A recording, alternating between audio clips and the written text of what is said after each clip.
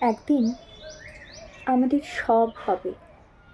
দেখো, একটা ঘর, দুটো জানালা, উঠোনে একটা শিউলি ফুলের গাছ। একদিন খুব কাছাকাছি থাকবো, যদিও দূরত্বটা বড়ই বড্ড আজ।